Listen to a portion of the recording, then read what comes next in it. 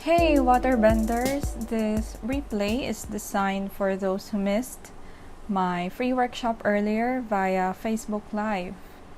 So we'll do an ink and wash painting, meaning we'll be painting this first, coloring this first, and the final details. For the final details, we will use a pen, just your normal pen. So to start off, I'm mixing a dark brown and an orange mixture for my nipa hat. And I'll just drop them. I'm assuming that the light is coming from the right side. So I'm using my orangey brown on the right side and dropping off that darker brown on the left side.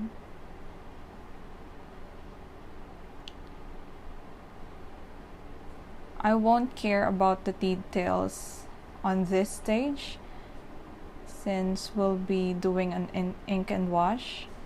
Now you can see me dropping off some blue on my brown to make it even darker, and I'm gonna start working on the left side of the hat. So that side should be receiving less light, hence it should be darker. I'll continue coloring the rest of the heart.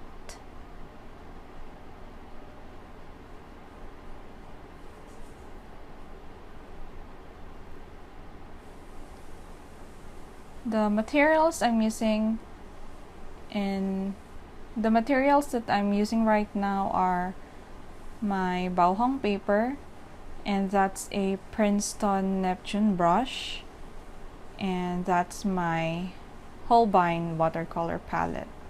So here I'm painting in some shadows by using the dry brush technique, and now I'm mixing yellow ochre to suggest the fence beside the hut.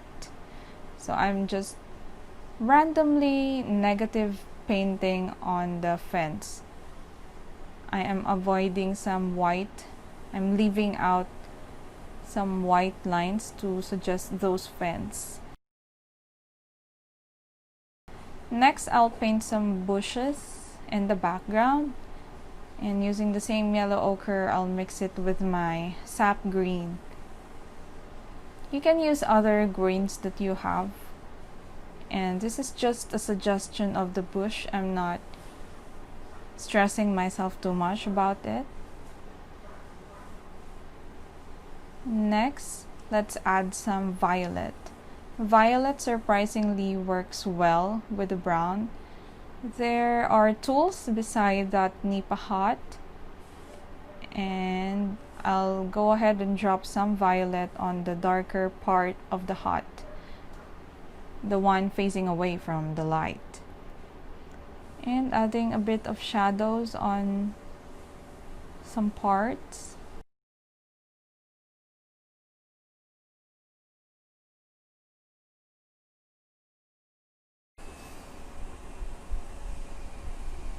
Next, I'm mixing in some blue for my sky. Just randomly painting around my hut and my bushes. It's just to add contrast to the nipa hat. Since my hat is orangey, it would be good to paint in some of the color of the sky, which is blue. I'm checking if my painting is dry. It's important that before you add the details using a pen, the painting should be dry. I'm just using a regular ink pen that I bought from a local store. I'll start off by outlining the roof of the hat. You don't really need to outline the whole area. You can see me skipping some parts, and that's okay. That's the style that I want to achieve For those who are wondering where I get the reference photo, I took this photo 6 months ago. And you can find the reference photo again on the events page on my Facebook page, Free Watercolor Workshop, which is scheduled today, August 29. If you click on the discussion tab, you'll see the reference photo along with the other submissions of those who participated the workshop. So if you can just go ahead and visit that page, you'll see the reference photo.